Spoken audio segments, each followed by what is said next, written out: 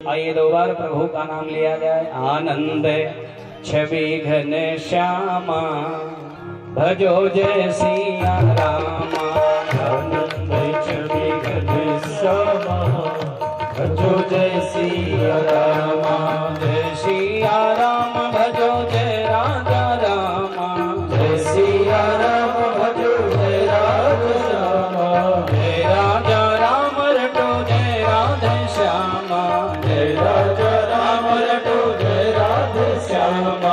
आनंद छवि घन श्यामा भजो जय सिया रामा। आनंद छवि घन श्यामा भजो जय सिया रामा।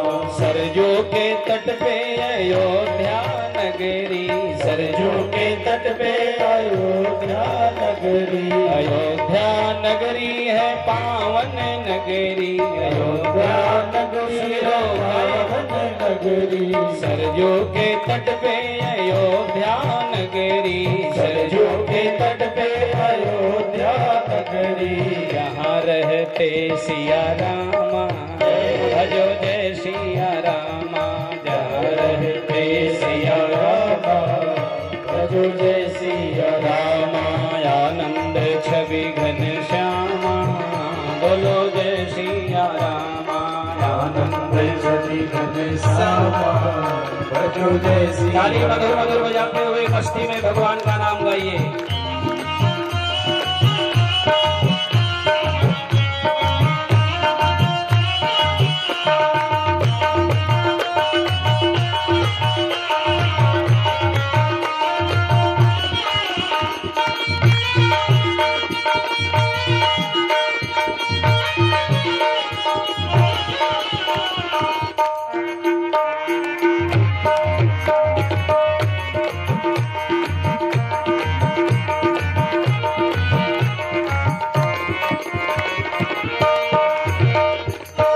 हमें लगता है कि आप लोगों में से बहुत लोग अयोध्या जी गए होंगे और नहीं गए होंगे। अब तो बहुत जरूरी है जाना। हर जगह तो आनंद ही आनंद है। सुंदर सिया और सिया शरण और श्री सिया रमण की जोड़ी। सिया रमण राम, सिया शरण उनके भक्त लोग एक साथ में दर्शन करिए तो क्या मिलेगा। राम सिया जो की सुंदर जोड़ी। राम सिया जो की सुंदर जोड़ी। राम सिया जो की सुंदर जोड़ी। राम सिया जो की सुंदर जोड़ी। सुंदर जोड़ी है अनुपम जोड़ी। सुंदर जोड़ी है अनुपम जोड़ी। राम सिया जो की सुंदर जोड़ी। राम सिया जो की सुंदर जोड़ी। चरण विराजे हनुमाना भजो जय सिया रामा। चरण विराजे हनुमाना भजो जय सिया रामा। आनंद छवि घन श्यामा बोलो जय सिया रामा। आनंद छवि घन श्यामा भजो जय सिया रामा। राधे कृष्ण जो की पावन जोड़ी। राधे कृष्ण जो की पावन जोड़ी। राधे कृष्ण जो की सुंदर जोड़ी। राधे कृष्ण जो की सुंदर जोड़ी। बड़े भैया बलरामा भजो जय सिया रामा। बड़े भैया बलरामा भजो जय सिया रामा। जय सिया राम बोलो जय राजा रामा। जय सिया राम बोलो जय राधे श्यामा। जय राजा राम बोलो जय राधे श्यामा। जय राधे श्यामा। आनंद छवि घन श्यामा भजो जय सिया रामा। आनंद छवि घन श्यामा मधुर मधुर जय सिया रामा। आनंद छवि घन श्यामा भजो जय सिया रामा। आनंद छवि घन श्यामा भजो जय सिया रामा। जपो जय सिया राम। जपो जय सिया राम रटो जय सिया राम। रटो जय सिया रामा। अब आइए आपको पुनः लेकर कथा में चले। भगवान श्री कृष्ण के जो ज्येष्ठ पुत्र हैं रुक्मिणी नंदन, जिनका बाल्यावस्था में हरण हो चुका था, नाम क्या है? प्रद्युम्न भगवान कृष्ण के जैसे उनके 2 विवाह हुआ। क्या आश्चर्य है, पिताजी ने 16,108 किया तो बड़े बेटे ने 2 विवाह प्रद्युम्न जी के। मायावती रथी के साथ जो कथा सुने आप। दूसरा विवाह भोजकट नगर निवासी रुक्मी की पुत्री रुक्मणी के साथ। बोलिए राधे राधे। प्रद्युम्न जी को एक सुंदर बेटा हुआ, नाम है अनिरुद्ध। अनिरुद्ध के भी 2 विवाह हुए। रुक्मी की पौत्री रोचना से पहला विवाह हुआ। बलि की बेटी उषा से दूसरा विवाह हुआ। परीक्षित जी चौंक पड़े, बोले बलि तो दैत्य कुल का राजा था, उसके बेटी से कैसे विवाह हुआ भगवान के पौत्र का। सुखदेव जी कहते हैं राजा बलि का बेटा बाणासुर, और बाणासुर का एक मंत्री है विभांडक। विभांडक की एक बिटिया है चित्रलेखा, और बाणासुर की बेटी है उषा। दोनों सहेली, बहुत पटता है उषा में और चित्रलेखा में। एक दिन उषा ने स्वप्न में किसी सुंदर पुरुष को देख लिया। उदास बैठी थी, सहेली ने कहा क्या बात है? बोली स्वप्न में जिस परम पुरुष को देखी हूं उसी के साथ मेरा विवाह हो जाए, यही मेरा मन है। चित्रलेखा किसी के चित्र को बना देती थी, पट पर बनाने लगे चित्र, वर्षणी वंश का, यदुवंश का, सबका चित्र बनाने लगी। बनाते बनाते कृष्ण का आया, भगवान प्रद्युम्न का आया। जब अनिरुद्ध का आया तो उषा ने रोक दिया, बस ये वही सुंदर पुरुष है। चित्रलेखा ने कहा इसमें क्या चिंता है, मैं चुरा के लाती हूँ। चित्रलेखा ने कहा चिंता मत करो, मैं चुरा लाती हूँ। और द्वारिकापुरी से सोए हुए में श्री अनिरुद्ध जी को चित्रलेखा चुरा करके ले जाके अपने सहेली को दे दी। अंतःपुर में कई दिनों से आज अनिरुद्ध जी पड़े हैं। बोलिए जय श्री राधे। एक दिन भगवान नारद आए। नारद जी ने कहा, भगवान ने स्वागत किया नारद जी का। नारद जी ने कहा आपका वंश तो बड़ा विस्तार से हुआ प्रभु। अरे सबका पता कौन कहाँ? भगवान ने कहा सब अपने अपने भवन में होंगे। नारद जी ने कहा सूचना मिली है आपके पौत्र, ज्येष्ठ पौत्र अनिरुद्ध जी भवन में नहीं है। पता लगाए तो बात सही है। सूचना मिली कि वो बाणासुर के राजधानी में अंतःपुर में निवास कर रहे हैं। भगवान को अच्छा नहीं लगा रहे, मेरे पुत्र का हरण कर लिया गया। भगवान ने दल बल के साथ चढ़ाई कर दिया। लेकिन जब बाणासुर को पता चला तो उसने अपने भगवान को बुला लिया, शंकर जी को। ये कथा बड़ी मजेदार है। 2 भगवान की लड़ाई होने जा रही, उधर से शंकर जी और इधर से कृष्ण जी। ये विवाह में भयंकर युद्ध हुआ है। और जब भिड़ गए दोनों लोग, भगवान शंकर चेला की रक्षा में, भगवान कन्हैया पौत्र को ले जाने के लिए भगवान शिव क्रोध किए और ब्रह्मास्त्र चला दिए। और कन्हैया ने भी ब्रह्मास्त्र चला दिया। दोनों ब्रह्मास्त्र आपस में टकरा के शांत हो गए। युद्ध बंद हुआ? नहीं बंद हुआ। आगे भगवान शिव वायव्यास्त्र चलाते हैं। वायु तूफान आ गया और तूफान को रोकने के लिए विशाल बड़े बड़े पर्वत को भगवान, क्योंकि बाण चला दिए पर्वतास्त्र, बड़े बड़े पर्वत गिरने लगे। बोलिए राधे राधे। युद्ध बंद नहीं हुआ। भगवान भोलेनाथ कुपित हुए, आग्नेयास्त्र चला दिए। भक्त लोग लीला देख रहे हैं, देवता लोग पुष्प वृष्टि कर रहे हैं। धन्य है दोनों प्रभु के चरणों में प्रणाम है। ये तो बढ़िया लड़ाई है। 2 भगवान लड़ रहे चेला के चक्कर में। आग्नेयास्त्र चला दिया तो अग्नि, आग लगी हो तो बुझेगी कैसे? पानी से। भगवान कन्हैया ने पर्जन्यास्त्र छोड़ दिया। पर्जन्य माने बारिश, बारिश होने लगी। भोलेनाथ ने कुपित होकर के पाशुपतास्त्र चला दिया। तब भगवान ने नारायण अस्त्र का प्रयोग किया है और तब पशुपति अस्त्र नारायण के सामने शांत हो गया। लेकिन युद्ध नहीं शांत हुआ। अब की बार, पहले बार भगवान कन्हैया ने पहले बार किया है। बड़े नटखट है ना, गजब का बाण छोड़ दिया गोविंद ने। क्या किए? जमभड़ास्त्र चला दिया। जमभड़ास्त्र माने जम्हाई आने लगी। शंकर जी को बार बार जम्हाई, न त्रिशूल न तलवार न धनुष हाथ में कोई जम्हाई आ रही। भगवान शंकर ने माहेश्वर जोर छोड़ दिया। तब जाकर के भगवान कन्हैया ने विश्रुत जोर का प्रयोग किया है। हम पहले बोले ना ये मजेदार युद्ध है। अंत में माहेश्वर जोर ने विश्रुत जोर से प्रार्थना किया है, नमामि पानंत शक्तिं परेशम प्रणाम किया। सर्वात्मानं केवलम व्यक्ति मात्रम, प्रभु आपको प्रणाम है। विश्वोत्पत्ति स्थान संरोध हेतु, पूरे विश्व के जगत के उत्पत्ति के कारक हो आप प्रभु। यत्तद ब्रह्म ब्रह्मलिंगम प्रशांतम, कोटि बार प्रणाम किया है। माहेश्वर जो ने शिव के विष्णुज्वर को, दोनों शांत हो गए। और जब शांत हो गए तो प्रहलाद जी आ गए।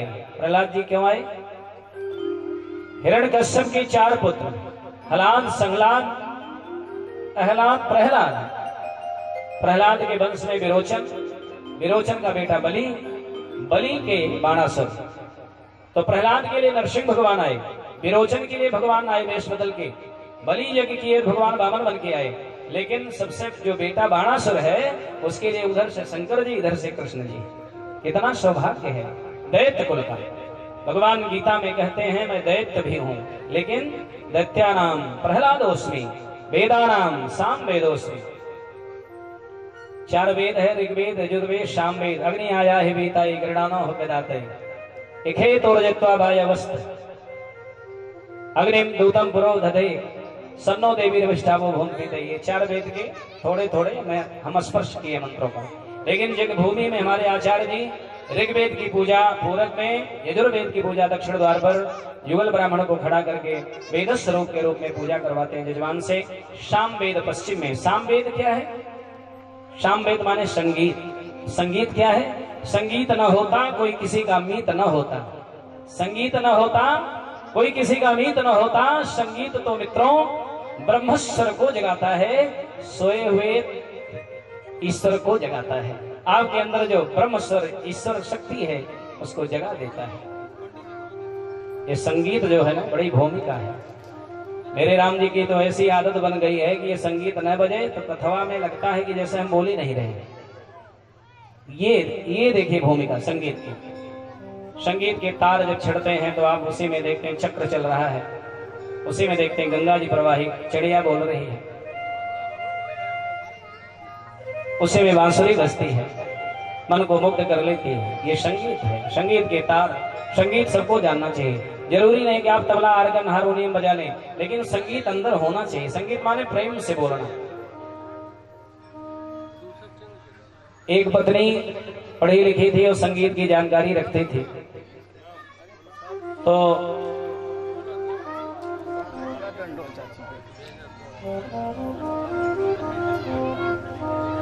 बोले आनंद कंद भगवान की जय।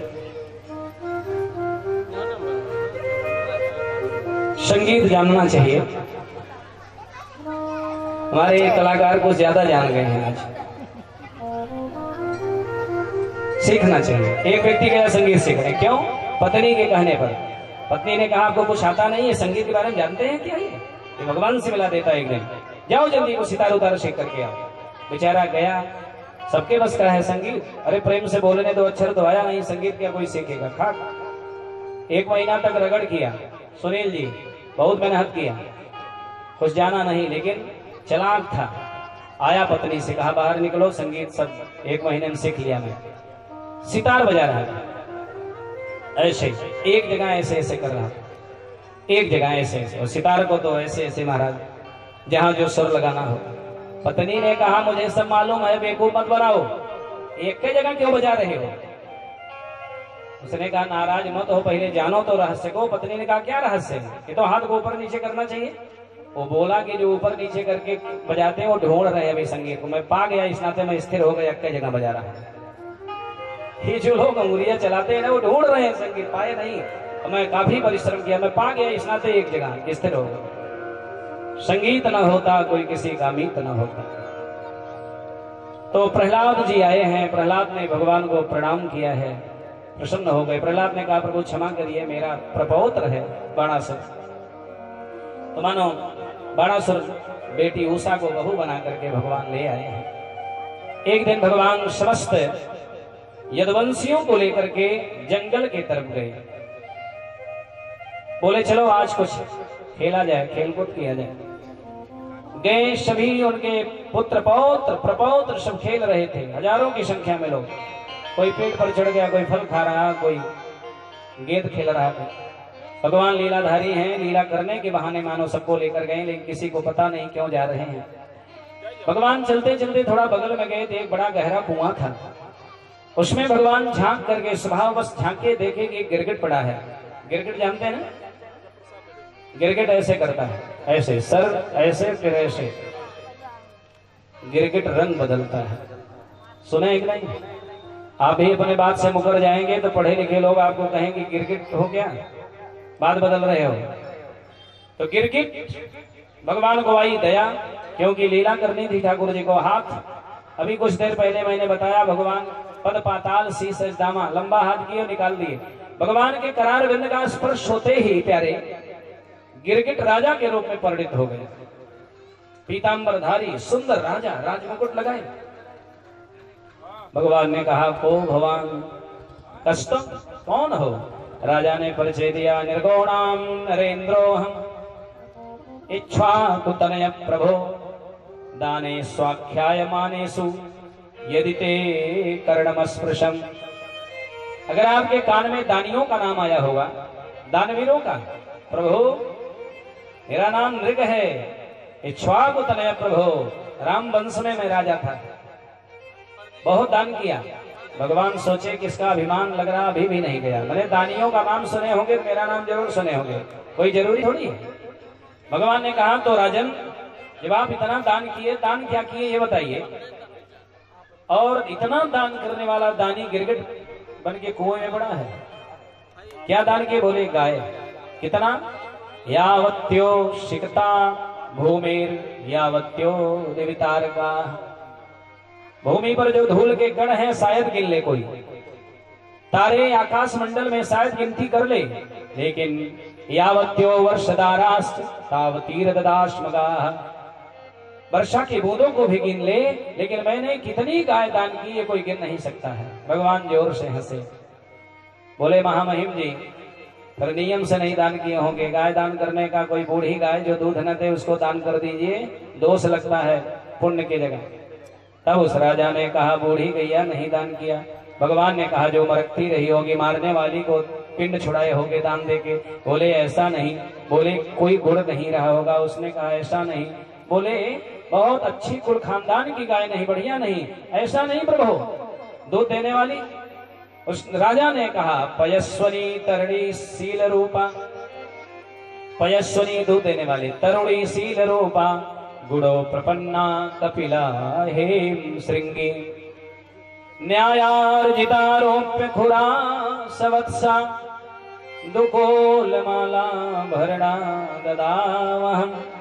प्रभु पीत रक्त वस्त्र पहना करके सिंह में सोना और खुर में चांदी मढ़ करके दान किया हूं, जैसा विधान है। पयस्वनी दूध देने वाली, तरुणी बूढ़ी नहीं थी, सील मारने वाली नहीं थी, रूपा सुंदर लग रही थी। भगवान जोर से हंसे, राजन फिर क्यों गिरगिट बने?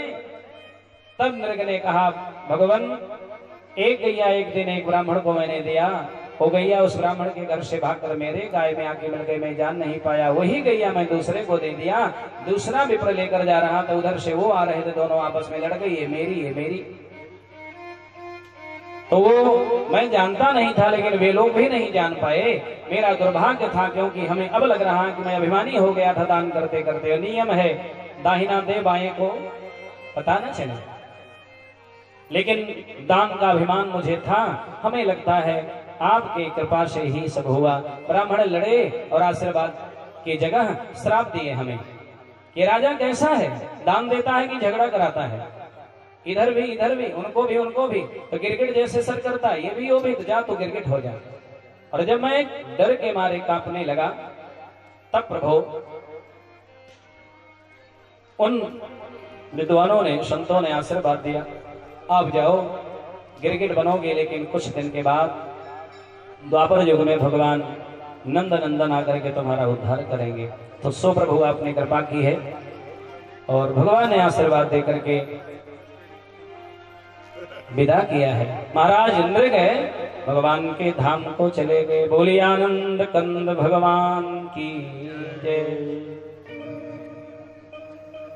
पौंड्रक नाम का एक राजा है, काशी नरेश का मित्र। उसने क्या नाटक किया? उसने देखा द्वारिकाधीश सांवले सांवले हैं, भगवान बने पूज रहे हैं। लाओ मैं भी असली नहीं तो नकली सही स्याही पोत लिया, नीली नीली श्यामल वर्ग का बन गया। लकड़ी का खटकादार ऐसा गरुड़ बनवाया कि इलेक्ट्रॉनिक सिस्टम फिट किया, बटन दबाता है तो गरुड़ जी उड़ने लगते हैं। बैठ करके उड़ता, नगर में पर्चा बंटवा दिया छपवा करके कि मैं असली द्वारिकाधीश, वो नकली है, वो नाटकी है, मैं असली। बलराम जी यात्रा में चले गए। कन्हैया सोचे कि बलराम जी को भेज दो तब इसको बताऊं। भगवान एक दिन बस हंसी हंसी में काशी की तरफ गए। पौंड्रक नाम का राजा और पौंड्रक के जो सहचर हैं उसकी आरती करते हैं। ओम जय पौंड्रक देवा, भगतन को कष्ट देते प्राणन को लेवा। ओम जय। आप न गई हो, पौंड्रक बड़ा दुष्ट था, भगवान का आरती थोड़ी है। लोग गा रहे थे जो पौंड्रक के भगत थे। ओम जय। अच्छा आप लोग डर गए कि बोलना नहीं है, वो मत बता दिए तो कोई नहीं। जय पौंड नहीं बोलेंगे, हाँ बोलना भी नहीं, केवल सुशील बोले। क्या है वो? जय पौंड्रक देवा। भगवान ने विचार किया कि ये मेरा रूप ले लिया, गरुड़ भी तैयार कर दिया और अपने को द्वारिकाधीश अवतारी पुरुष बता रहा है, तो चलो इसको अपना सही में रूप प्रदान कर दो। भगवान गए, भगवान से लड़ने आया। भगवान के हाथ से सुदर्शन निकले और गए उसके घर को शरीर से लग कर दिया। सर को बोले सच्चिदानंद भगवान की जय। थोड़ा ताली के द्वारा भगवान का स्वागत करें, क्योंकि इधर दो चार को भगवान निपटाएंगे। द्विविध नाम का एक बंदर है। कौन है? नरकस्य सखा कश्चित द्विविदो नाम वानर। नरकासुर माने भौमासुर को भगवान जब मारे थे तो उसका एक मित्र है द्विविद, बंदर है लेकिन बड़ा आतताई है। नरकस्य सखा कश्चित द्विविदो नाम वानर। सुग्रीव सचिव सोथ भ्राता महेंद्र ये वीरवान। भगवान को गाली देता है, भगवान पर चढ़ाई कर दिया, भगवान ने उसका भी काम तमाम कर दिया। बोली द्वारिकाधीश की जय। एक बार बलराम जी कुपित हो गए कौरवों के ऊपर। क्यों? शाम का विवाह होना था। शाम दुर्योधन के पुत्री को बलपूर्वक लेकर आ रहे थे और दुर्योधन के योद्धाओं ने, अनुचर सखाओं ने श्री सांब जी को घेर लिया मारने के लिए। सूचना मिली बलराम जी को। जो दुर्योधन की पुत्री है नाम है लक्ष्मणा, एक नाम से कई लोग हैं। बलराम जी गए, हल मूसल लेकर के पूरे हस्तिनापुर को उखाड़ करके जमुना में डालने जा रहे थे, गंगा में फेंकने जा रहे थे। सब लोग दौड़ करके आए। राम राम राम राम खिलाधारा प्रभावम न विनाम थे। प्रभु क्षमा करिए, बलाधिक्याद बलम विदुः, ये बलराम है। आपके बल पराक्रम को मूढ़ा नाम चक बुद्धि नाम, ये मूढ़ हैं, जान नहीं पाए प्रभु। और आज भी सुखदेव जी कहते हैं तब से हस्तिनापुर गंगा की तरफ कुछ झुका हुआ, टेढ़ा हो गया। बलराम जी का कोप। भगवान श्री कृष्ण जी का इंद्रप्रस्थ में पधारना हुआ है। सुदामा चरित्र की तरफ धीरे धीरे हम लोग बढ़ रहे हैं और इंद्रप्रस्थ जाकर के भगवान जरासंध का वध करते हैं। ध्यान है, कंस का वध करके भगवान जब चले गए थे पुरुषांदीपन के आश्रम में विद्याधन करने, लौट करके आए तो जरासंध कितने बार चढ़ाई की? 18 बार। 18वीं बार भगवान भाग गए, क्योंकि ब्राह्मण पूजा में बैठे थे। भगवान एक बार हार जाओ ना मेरे प्राण रक्षा के लिए, तो भगवान भक्तों के, विप्रों के, गौ के, संत के हितैषी हैं। ठाकुर जी भाग गए। रणछोर नाम हुआ है। बोलिए रणछोर भगवान की जय। भगवान जो नाम दे दो स्वीकार करते हैं। नाम का बड़ा प्रभाव होता है। भगवान के पास पत्र आया है। धर्मराज युधिष्ठिर ने पत्र दिया, प्रभु आइए यज्ञ को संपन्न करिए। उसी समय एक पत्र और आया है। मगध देश से लोगों ने पत्र भेजा है। ब्राह्मणों ने, अच्छे राजाओं ने प्रभु जरासंध का उद्धार कब करेंगे, जीना हराम कर दिया है। सभा में सुधर्मा में विराजमान थे भगवान ठाकुर जी हमारे। दो जगह से सूचना आई है तो भगवान ने राय सलाह लिया, बिना अनुमति लिए लोगों से पूछे, हम ही एक है मनमानी काम करते हैं, लेकिन भगवान जगत के मालिक हैं, फिर भी सबसे सलाह लेते हैं, क्या किया जाए।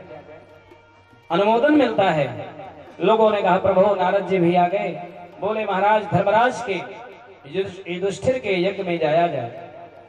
युधिष्ठिर माने युद्धे स्थिर जह सतो युधिष्ठिर, जो युद्ध में स्थिर हो। इस नाते पहाड़ का भी नाम, हिमालय का नाम भी युधिष्ठिर है। और एक श्लोक याद आया मुझे, सुना दो, बड़ा प्यारा है, बजाऊं श्लोक। विवाह विवाह में जब शास्त्रार्थ होता था पंडितों में, तो इस तरह के श्लोक पूछे जाते थे। मास्टर साहब ध्यान से सुनिएगा। आलोक जी, एक श्लोक है, युधिष्ठिरस्य जा कन्या नकुलेन विवाहिता सहदेवेन पाद पूजिता सा कन्या वरदा भवे। इस श्लोक का अर्थ निकल के आ रहा है, युधिष्ठिर की कन्या, ध्यान से सुन रहे हैं आप लोग, युधिष्ठिर की कन्या नकुल के साथ ब्याही गई। संभव है? बड़े भाई युधिष्ठिर, छोटे भाई नकुल, ऐसा कहां हुआ? श्लोक कह रहा है युधिष्ठिर से जा कन्या नकुलेन विवाहिता। सहदेव ने क्या किया? सहदेवेन पाद पूजिता सा कन्या वरदा भवेत। ये कन्या वर, कन्या आशीर्वाद प्रदान करें, ये चरण बंधन किए हैं सहदेव। कई विद्वान इकट्ठा हुए, बोले कि ये तो बड़ा गड़बड़ है मामला, ये सब होना नहीं चाहिए। तब जो व्याकरणी विद्वान थे, मुखम थे व्याकरणम, व्याकरणम बिना वाणी, भगवान पतंजल पाणिन कात्यायन की कृपा के बिना कहां विद्वता आती है।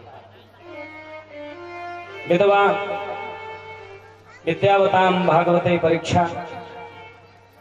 तो एक विद्वान व्याकरण के खड़े हुए बोले, क्यों चिंता कर रहे हो? चिंता करने का विषय नहीं है, इसका अर्थ लगाओ ना। किसी श्लोक का जब अर्थ करते हैं, अन्वय करते हैं,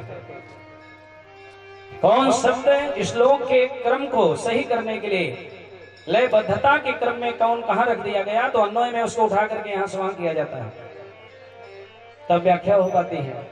वो कोई विद्वान ही करेगा।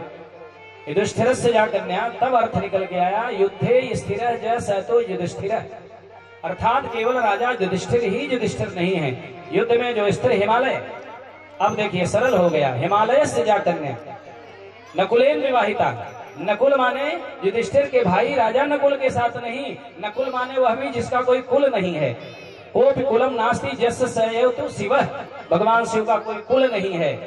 युधिष्ठिर से हिमालय से जा पुत्री सा शिवेन स विवाहिता। समझ में आ रहा है? नकुलेन जिसका कोई कुल नहीं। तो सहदेव का नाम क्यों आया? युधिष्ठिर भाई बोले, वो भी युधिष्ठिर के भाई का नाम नहीं है। सहदेवेन देवेन सह इंद्रादि देवेन सह, सभी देवताओं ने सब मिलकर के एक साथ में पूजन किया। ये वर कन्या, ये पार्वती और शिव हमें वरदान प्रदान करें, ये आनंद है। एकोन विंशति स्त्रीणाम स्नानार्थम सर्जों गतः विंशति पुनरायाता चेको व्याकरण बक्षितः। ये नोट करने लायक है सर, बहुत आनंददायी है। आनंद लेते हैं हम लोग कभी कभी। अयोध्या पढ़ते थे, अंत्याक्षरी खेली जाती थी, एक विद्यालय के छात्र और एक दूसरे विद्यालय के, जीतेगा गुरुजी नाम देते थे। एक और अर्थ बता दें, एक श्लोक का प्यारा है, बहुत प्यारा, ऐसे मेरे पास कई है। एकोन विंशति, एकोन विंशति माने 19, एक विंशति माने 21। सुनना, ये सब आप सब समझ जाएंगे। एकोन विंशति स्त्री नाम, 19 स्त्रियां स्नानार्थम सरजू गतः। हमें लग रहा है अयोध्या में रहे होंगे, सरजू जी वही है, या जहां भी सरजू। स्नानार्थम, स्नान के लिए, ए स्त्रियों, माताओं, बहनों, सुनो आपकी बात। 19 स्त्रियां स्नान करने सरजू गई, लेकिन आश्चर्य तो तब हुआ। ध्यान दीजिए किरण कुमार भैया, ध्यान दीजिए, बहुत बढ़िया बात है। जीवन में आनंद लेना हो तो सुना करिए सभी लोग। 19 स्त्रियां स्नान करने सरजू गई। एकोन विंशति स्त्री नाम स्नानार्थम सरजू गतः। घटना तब घटती है कि विंशति पुनरायाता चेको व्याकरण भक्षिता। गई थी कितनी? 19। विंशति पुनरा, पुनः जब लौट के आई तो 20, और आगे श्लोककार कहते हैं च और एको व्याघ्रेण भक्षित, घरियाल ने एको खा लिया। गई 19, अगर एको घरियाल खाया टाना कितने को था? 18 को। लेकिन धन्य है संस्कृत की ये विद्या, विलक्षण है। इसी नाते सर्वासु भाषासु यं जननी सर्वेषां भाषानां संस्कृतम एव जननी, सभी भाषाओं की माता है संस्कृत। सर्वे जना प्राचीन समय संस्कृत भाषायाम एव तु वदन्ति स्म, पूर्व में सब संस्कृत बोलते थे। प्यारे मंडन मिश्र का नाम सुने होंगे, विद्वानों को मालूम है, काशी के प्रकांड विद्वान।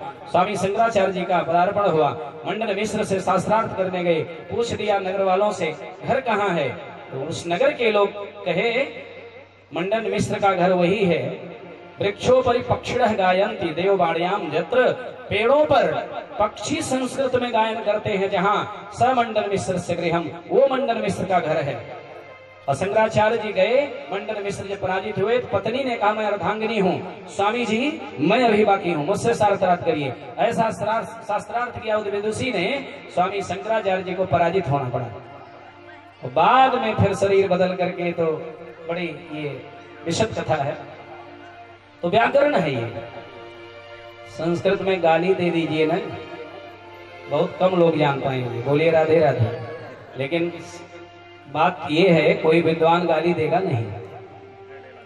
आपको कह दे कि आइए ग्राम सिंह जी आपका स्वागत है, बहुत दिनों के बाद मिले, एकदम फूले नहीं समाएंगे आप सोचेंगे कि इनको कैसे पता कि मैं अपने गांव में सिंह जैसे रहता हूं। लेकिन ग्राम सिंह का अर्थ होता है कुत्ता। और जान जाए कि हमको कह रहे हैं कुत्ता जी आइए, तो बड़ी मार मारेगा आपको। लेकिन बड़े गर्व से ग्राम सिंह जी आइए आइए, स्वागत है। ग्राम सिंह माने कुत्ता, ये संस्कृत भाषा। तो जब वो 19 गई, एक को घरियाल ने खाया, 18 आना चाहिए था लेकिन 20 वापस आई हैं। अब सुनिए, एको नह विंशति स्त्रीणाम, एको नह, एको न नकारम नरम, न माने नर, एक जो था वो नर था। विंशति स्त्रीणाम, एक पुरुष और 20 स्त्रियां गई थी।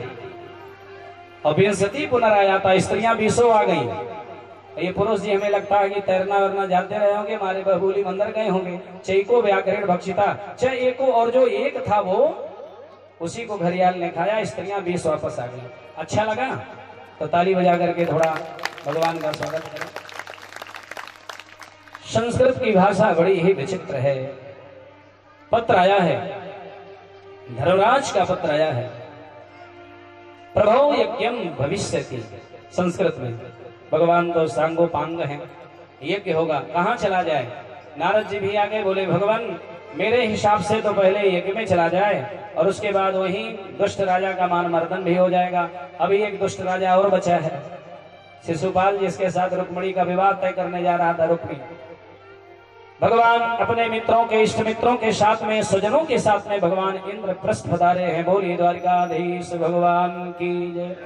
भगवान का स्वागत अभिनंदन हुआ है। और भगवान द्वारिकाधीश कहते हैं, युधिष्ठिर को प्यार से भैया कहते हैं। बोले भैया आपने क्या सबको जीत लिया? क्योंकि जो यज्ञ होने जा रहा है उसमें घोड़ा छोड़ा जाता है। घोड़े को जो राजा, जिस देश का राजा पकड़ेगा उससे युद्ध करना पड़ेगा, तब जाकर के अश्वमेध यज्ञ पूरा होता है। राजसूय यज्ञ तब पूरे होते हैं। भगवान की बात सुनकर के राजा युधिष्ठिर ने कहा, सहदेव को मैंने संजीवंशी राजाओं के साथ में प्रभु दक्षिण दिशा में भेजा, दिग्विजय करके मेरा भाई सहदेव वापस आया। बोले केवल दक्षिण दिशा नहीं प्रभु, छोटे भाई, मतलब छोटे में जो 2 नंबर का है, सबसे छोटे से बड़ा नकुल, नकुल को मत्स्यदेशी राजाओं के साथ पश्चिम दिशा में मैं भेजा था। नकुल भी विजय प्राप्त करके वापस आए प्रभु। अपने प्रिय भाई अर्जुन गांडीवधारी को मैंने कैके देसी वीरों के साथ में उत्तर दिशा में भेजा था, सबको जीत करके गांडीवधारी वापस आए हैं। और भीमसेन मेरे भैया भीम प्रभु मद्रदेशी वीरों के साथ पूर्व दिशा में भेजा, सभी लोग जीत करके बहुत धन लेकर के वापस आए हैं। एक दुष्ट राजा जीता नहीं जा सका। कौन है? बोले जरासंध। भगवान मुस्कुराए, बोले उसकी चिंता आप छोड़िए। भगवान ने भीम को, अर्जुन को ले लिया। बोले बदल दो। मतलब ये परिधान बदलो, धोती कुर्ता पहनो, चंदन लगाओ, माला पहनो, कमंडलो हाथ में, खड़ाऊ पहन लो। भीम बोले भैया ये क्या होगा? कन्हैया ये क्या करने जा? कन्हैया ने कहा जो कह रहा हूं करते चलो। भगवान भी वेश बदल लिए, तीनों लोग पंडित बन गए। बोलिए राधे राधे। भगवान धोती कुर्ता पहन लिए, पीताम्बरी डाल लिए, बढ़िया साफा बांध लिए और दोनों भाइयों को चेला बना लिए और गिरिव्रज जरासंध की राजधानी मगध चले गए। भगवान भीमसेनोर्जुनः कृष्णो ब्रह्मलिंग धरास्त्रयः जगमुर गिरिव्रजम तात बहद्रसुतो यतः।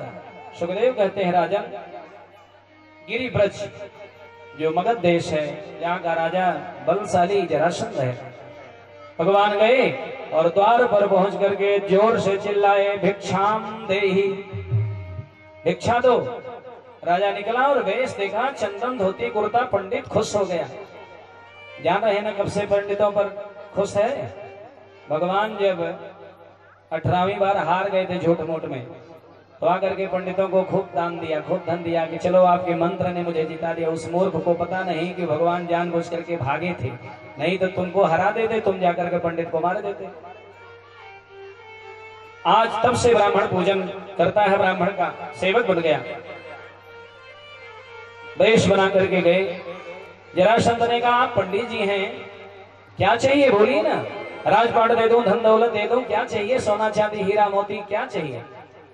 भगवान मुस्कुराए, बोले युद्धम न देहि राजेंद्र द्वंद्व सो यदि मन से। द्वंद्व युद्ध की भिक्षा, लड़ाई करो हमसे। विद्यार्थिनो वयम प्राप्ता राजन्यानान्य कांक्षिणः। जरासंध चौंक पड़ा, अरे ब्राह्मण को तो खाने आता है, यज्ञ करने आता है, दक्षिणा लेने आता है, ये युद्ध करने वाला ब्राह्मण कब से आ गया? अब उसको थोड़ा संशय हो गया, राजा है जो। उसने कहा अच्छा श्रीमान जी, आप अपना असली परिचय दिए, मुझे संदेह हो रहा है, कौन है आप? भगवान लीलाधारी छलिया कृष्ण बीच में खड़े हैं, धोती कुर्ता चंदन लगाए, और इधर अर्जुन इधर भीम। भगवान ने दाहिने तरफ इशारा किया, असौ वृकोदर है पार्थस तस्य भाता अर्जुनोयम। ये वृकोदर पेड़ जिनका बड़ा है, बलवान, ये भीम है। सुनिए परिचय कितना बढ़िया। पार्थस तस्य भ्राता अर्जुनोयम, ये पार्थ मेरा, इनके छोटे भाई हैं। जरासंध तो भीम का नाम सुनते एकदम चौंक पड़ा। उसने कहा रे छलिया, ये भीम और ये अर्जुन तू कौन है? भगवान कभी सीधी बात नहीं किए, हमेशा टेढ़ी बात करते हैं। ठाकुर जी जो समझे सो समझे। कन्हैया ने कहा राजन अनयोर मातुलेयम माम, इन दोनों के मामा का लड़का मैं हूँ। जरासंध बिगड़ गया कि तेरा नाम नहीं कोई। भगवान मुस्कुरा करके बोले नाम भी सुन ले, कृष्णम जानी है तेरे पुह, मैं तुम्हारा पुराना शत्रु वही कृष्ण हूँ, मुझे दान दे जल्दी। अब तो घबरा गया जरासंध, पैर के नीचे धरती खसक गई।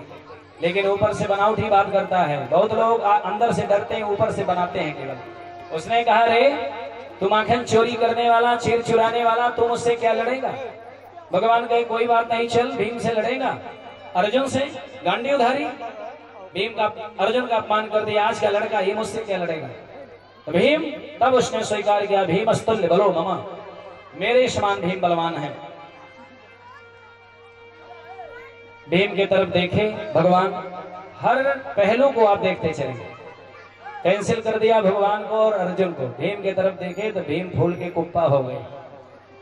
भीम मन में सोचने लगे ये आज का लड़का अर्जुन, और ये भी हमारे सामने क्या है, मैं भीम। चाचा तो अंतर उनके अंदर में जो भीम के अंदर जो भाव जगा उसको कौन जाना? अर्जुन नहीं, कौन जानेगा? जो कणकण में व्याप्त अंतर जानी भगवान जान गए। भगवान मन में सोचे कि भैया जी आगे बताऊंगा, चलिए आपका वर्ण किया तो लड़िए। अयम तो वैसा तुल्यो नास्ति सत्तो न मे समः, अर्जुनो न भवे योद्धा भीमस्तुल्य बलो मम। अर्जुन कौन योद्धा? भीम है जो कुछ देर टिकेंगे।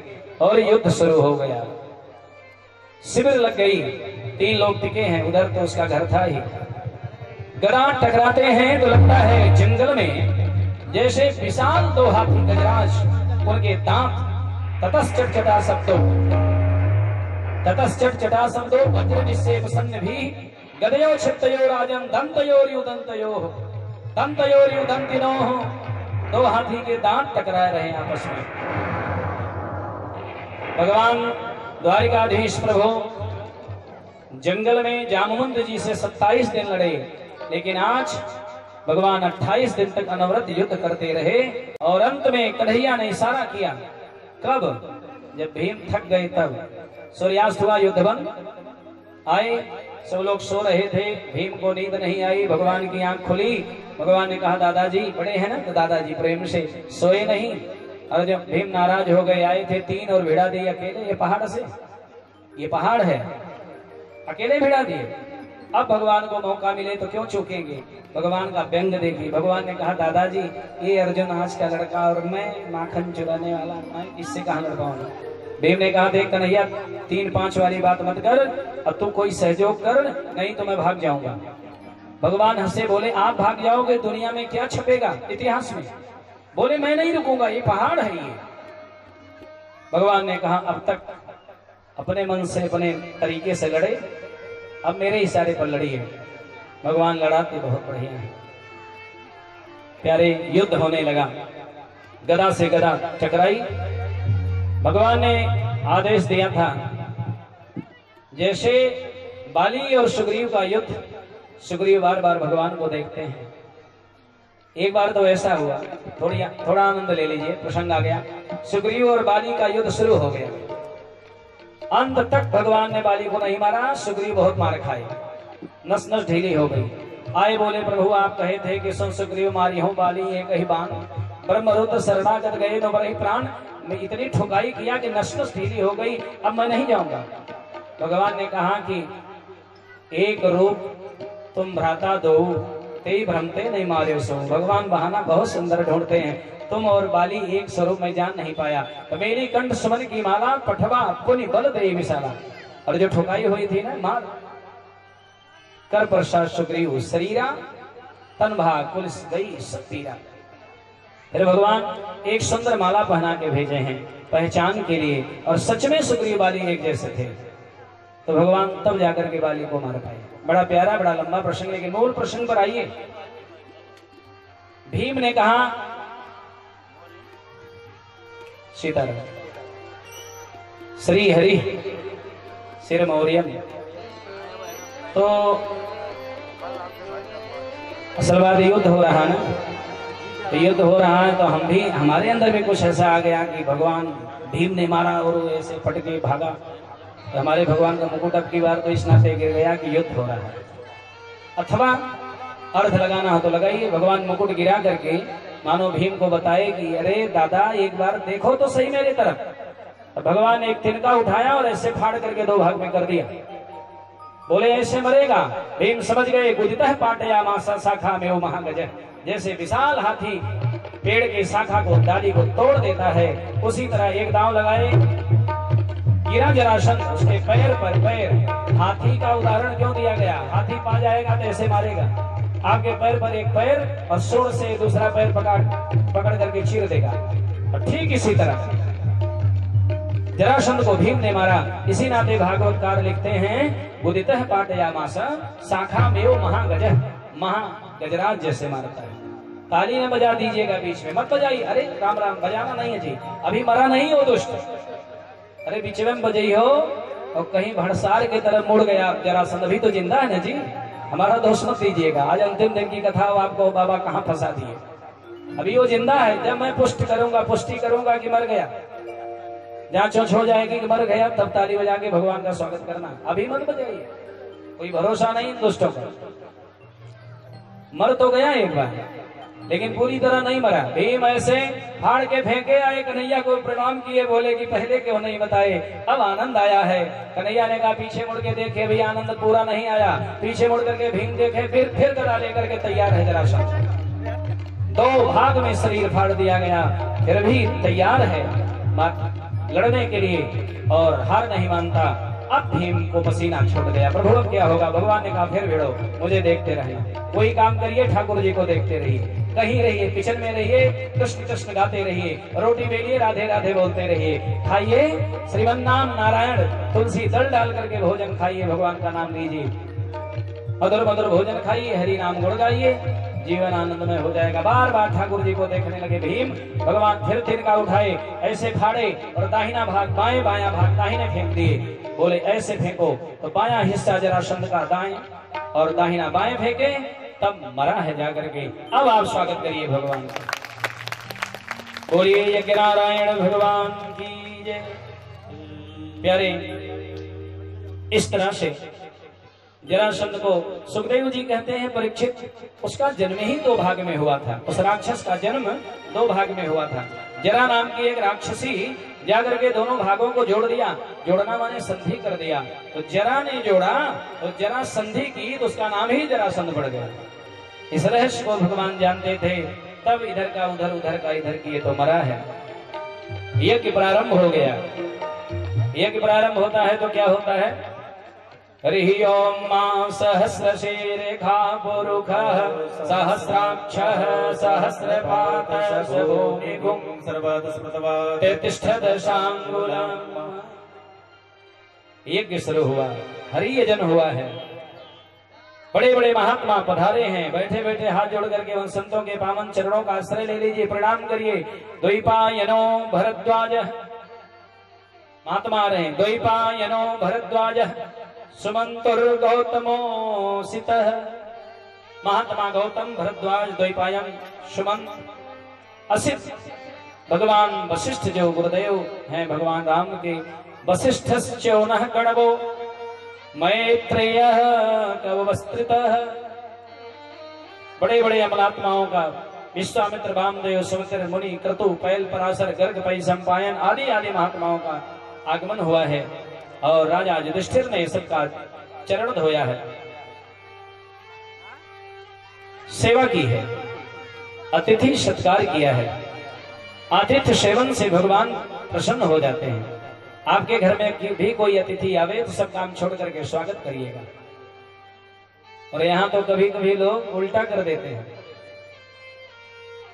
कोई पूछने गया तो धीरे से सिखा देंगी मम्मी।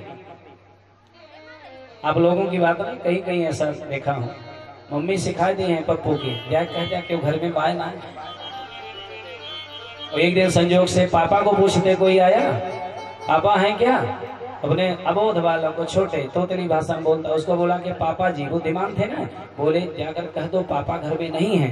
तो वो एकदम कार्बन कॉपी वाला जो छापोगे वही छपेगा।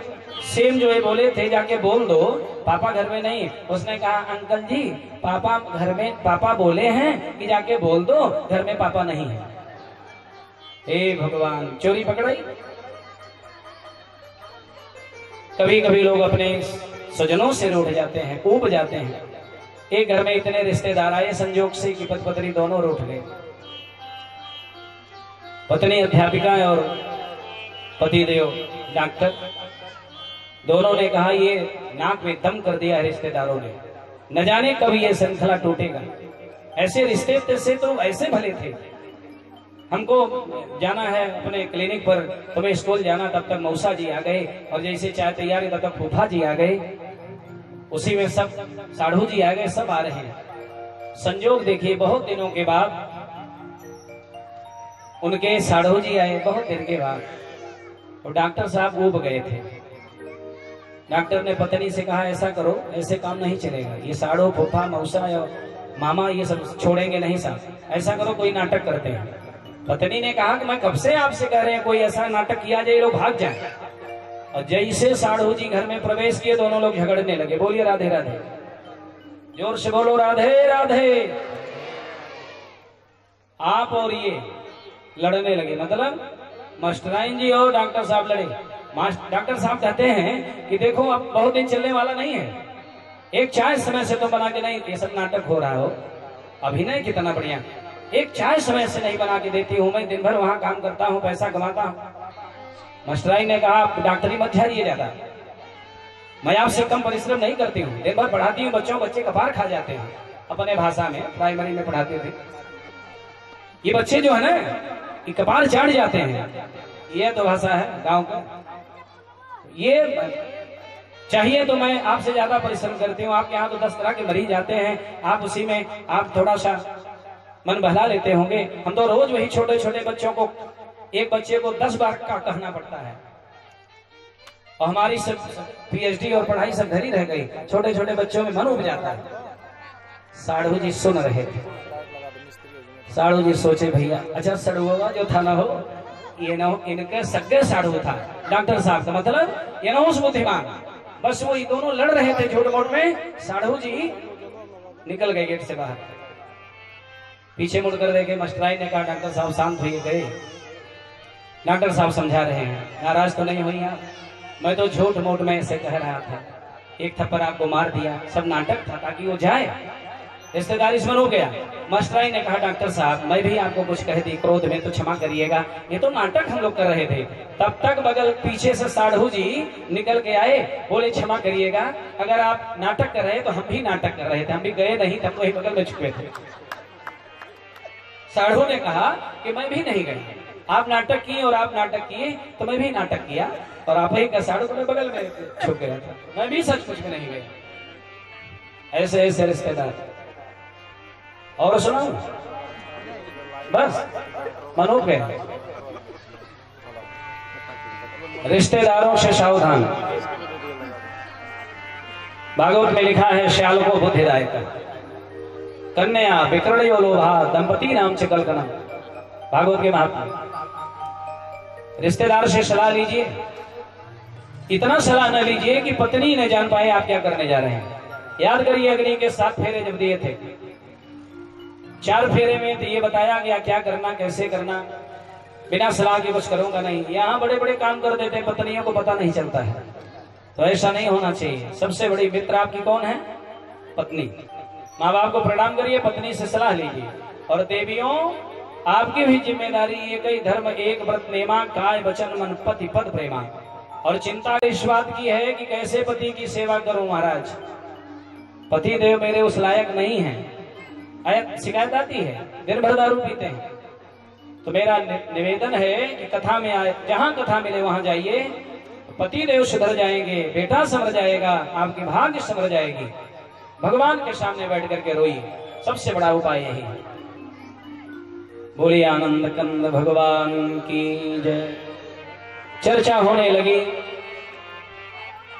संतों का स्वागत हुआ है, सत्कार हुआ है, स्वागत सत्कार हुआ है।